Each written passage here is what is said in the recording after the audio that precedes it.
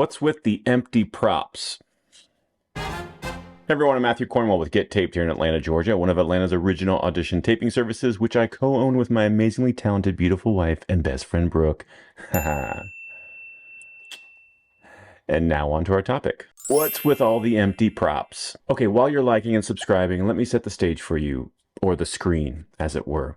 A character enters the scene and as an offering has brought a coffee for them.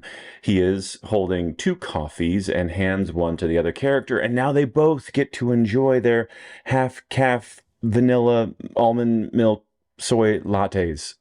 Or do they? Because from our standpoint as the audience, it looks like they're just drinking from empty cardboard cups. Case in point, let's look at one of my favorite crime procedurals of yesteryear, Castle. Okay, here's a scene from Season 3, Episode 4, aptly titled Punked, because that's how I feel as I watch them carry these seemingly empty coffee cups. Just pay attention to how they gesture with them, both up and down, but also to the side. The cups just don't seem to have any weight in them, or if there was something in them, they certainly don't seem to be hot coffee in them.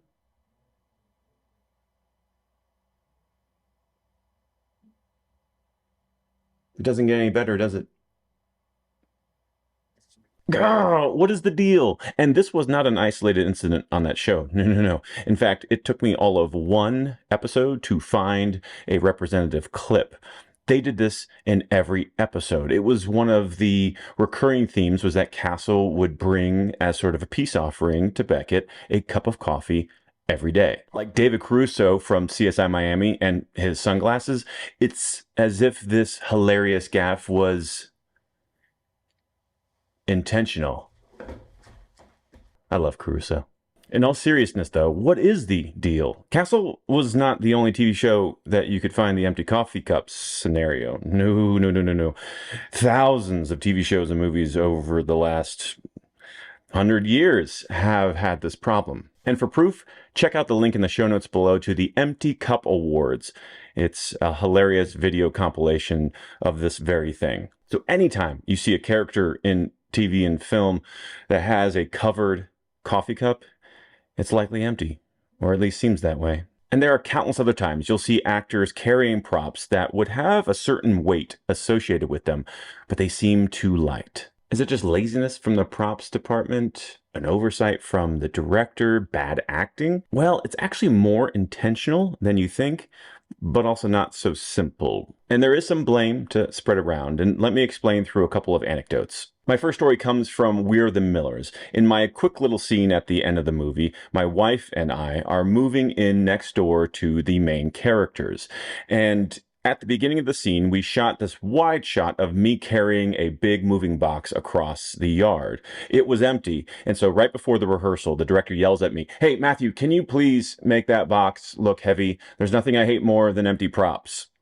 So I said, sure, and proceeded to make that box feel like it was full of hardcover books. Unfortunately, that shot did not make the final edit, so I don't know if I sold it or not. Maybe they cut that shot because I wasn't convincing. My second story is from the HBO show The Outsider. In my scene, once again, my character is walking in an establishing shot, this time across a parking lot that was about 100 yards long, and I was carrying a workman's tool bag that I then had to hoist into the back of my truck. Now, in this case, the props department actually handed me a tool bag full of probably 25 to 30 pounds worth of tools. And we did at least 10 to 15 takes on different lenses, different setups of me carrying this bag and then having to hoist it over the tailgate of my truck. And let me tell you, 25 to 30 pounds in one hand, lifting over a pretty high tailgate, I actually started to feel a little pain in my rotator cuff a few takes in. In fact, I think it still hurts a little bit. Thankfully, though, about 5 or 6 takes in, a crew member came over to help me reset the prop so I didn't have to carry it back every time that 100 yards. And when he felt the weight of the bag, he looked inside and said, "Do you need all of this?" I said, "No." So he removed like 80% of the tools, which was much nicer on those subsequent takes. And this takes me to the main point.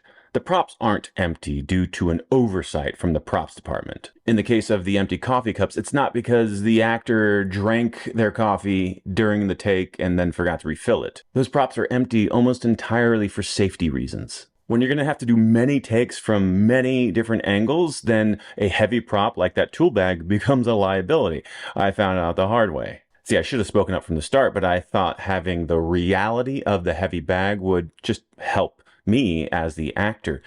But I just didn't think about how quickly I would get fatigued over the course of even 2 or 3 takes. As for the coffee, think about the liability of actually putting scalding hot liquid in there and having it accidentally spill on your celebrity lead. Not to mention, if it gets on the wardrobe, you have to take time to deal with that. So it stands to reason that at most, those coffee cups or coffee mugs would have a little bit of room temperature liquid in them. And if it's the covered coffee cup, then it might not have anything at all in it, or at most a couple ounces of room temperature water. The actual amount and whether or not there's lemon added to that water would be partly based on the actor's request. But this is where the actor's burden begins. Let's say they hand you a coffee cup and they put 2 to 3 ounces of that room temperature water in there. You know what? Let's say they put 10 ounces of room temperature water in there.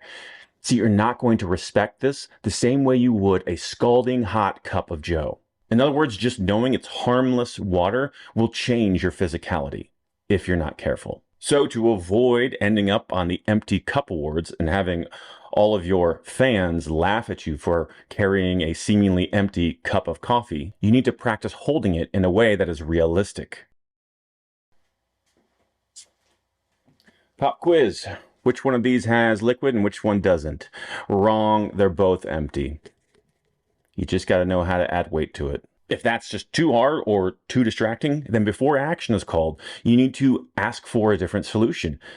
Ask if it's even essential to be holding the prop and if there's some sort of alternative you can come up with so that you're not distracted by it and also the audience isn't laughing at you. Same goes for that empty moving box or tool bag. You need to practice trying to make it look heavier than it is. And in lieu of that, maybe ask for a different prop or a different solution. Because having them add weight to make it look realistic, as we've already mentioned, is a liability and a safety concern, especially if you have more scenes that day or are doing something else that's physical later in that day or in subsequent shoot days. And that's basically the crux of this video, but I want to make one final point, and that's about the question that might be coming up from you, the actor watching this, which is it really my responsibility? I mean, shouldn't we just be allowed to act? And to that, I want to say I hear you. We already have so many distractions on set. Why add another one, right? Well, like I said before, you can have a conversation with the props department and or the director to see if the prop is even needed at all.